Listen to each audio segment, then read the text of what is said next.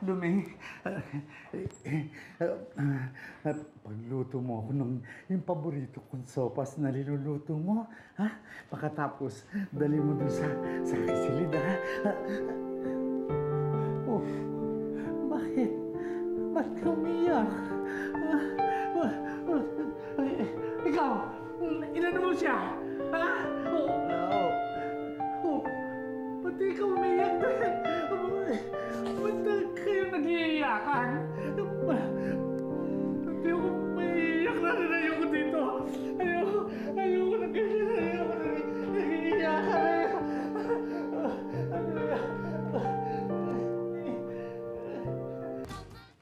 Hindi ka na nasanay dyan sa mga pinsan tsaka dyan sa tiya mong masusungit. Gusto ko lang umiyak, Boy. Ito lang naman ang kaya kong gawin eh. Siyempre, hindi naman ako pwedeng lumaban sa kanila. Tsaka, hindi rin naman tama yun, di ba? Mas matanda sila sa akin. Alam mo, kaya lagi ka nilang inaapi eh. Masyado kang mabait. Sa tingin mo, tama yung ginagawa nilang pang-aapi sa'yo?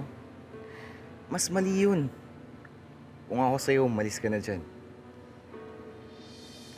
Ayoko, Boy. Kawawa naman si Don Vino.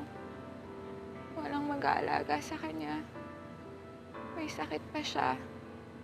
Tsaka, para ko na rin tatay yun eh. Papalikan din ako ng nanay ko dito.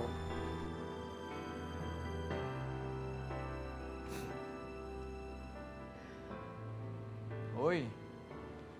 Wow, sweet naman ah. Ano ginagawa niyo dito?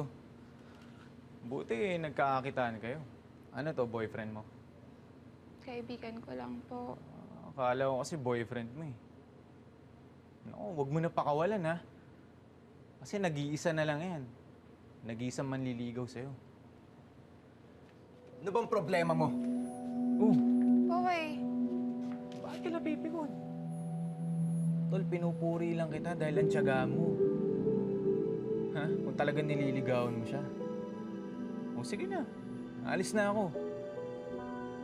Naka-istorbo yata ako eh. Pero ano, bagay kayo ha.